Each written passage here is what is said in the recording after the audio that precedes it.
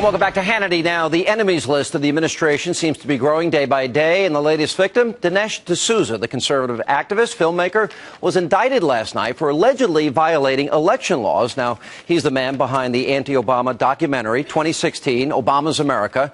Remember, this comes after the IRS harassed conservative groups last year, and we learned just this week that the disgraced tax agency has also recently placed extra scrutiny on a group of conservatives in Hollywood. You might not have known they existed. Now, before we turn things over to our studio audience, we bring in my next guest for his thoughts. Joining us now, legendary entertainer Pat Boone himself. How are you, sir? I'm doing great. I don't know about that legendary part, but I may have to come move in with you in Florida, Sean. Well, you know, I will never forget Andrew Breitbart. I was talking with Kerry Pickett earlier today, was the first person to tell me about this group in Hollywood. He goes, you're not going to believe it. There are conservatives in Hollywood, friends of Abe. But you can't tell anybody, he told me. And then he told me some of the members. You were a member of this group, right? Yes, right, have been for years. And when there was about 30 people meeting in our little restaurant, and now the last meetings we had of all of our membership is over 2,000. And these are people on every level of the entertainment industry who are conservative, who've been conservative right along, but have been intimidated into saying anything or even voicing their views. And so Friends of Abe, after Abraham Lincoln, was created to simply give us a place for fellowship, to share our views without intimidation, and in many cases without fear of losing employment. Real quick, tell us what happened and how the group was targeted, and what did the IRS say to the organization?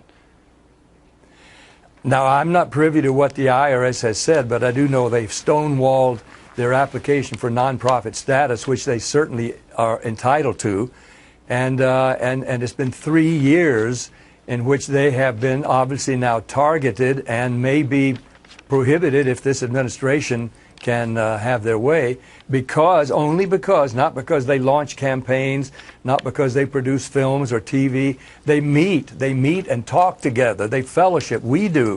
And we have speakers come in and talk to us. We're just folks who really are trying to come to our own independent conclusions about what's best for the country.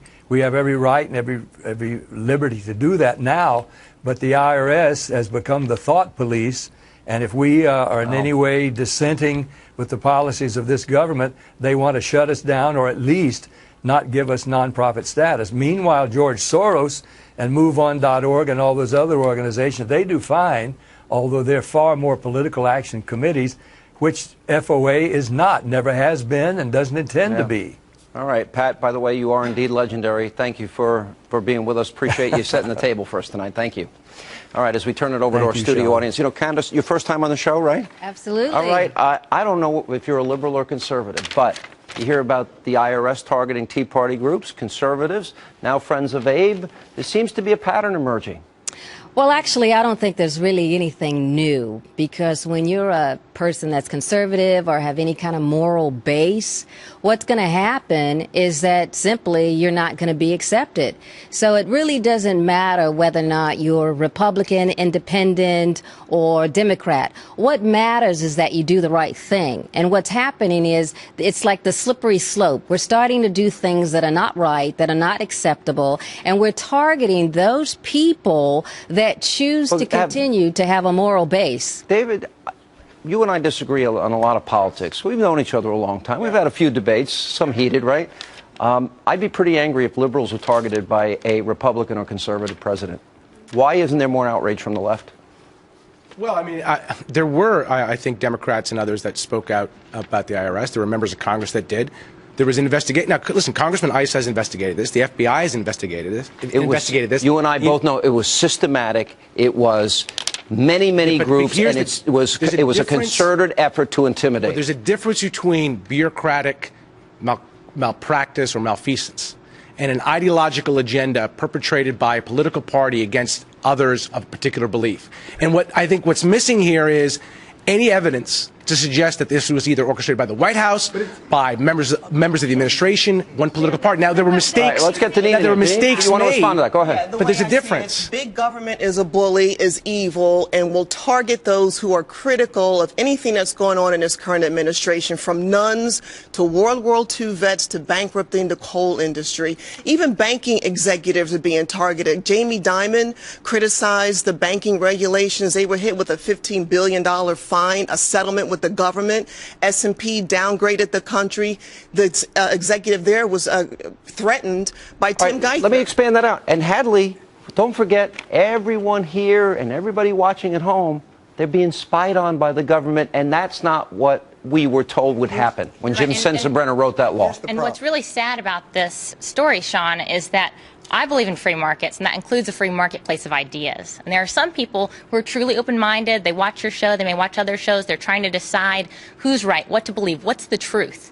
And we get closer to the truth when we have everyone involved in the conversation. When we hear that groups are intimidated to even speak what they believe, that's wrong. That's withholding part of the conversation. Keisha, come into the discussion. Keisha. Yeah, I agree. I think that people should be able to voice their views, whether it be popular or not. And I'm one, most people can't figure out if I'm liberal or conservative because I share both views.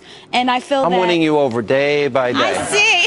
No, but I just feel no group should be targeted. But then again, no law should be broken as well. So, All right, Amy, real quick, and then we got to go. I want to add something. I've been to a Friend of Abe event, and you see these Hollywood folks who are coming out of the woodwork. You're one too. You're one too.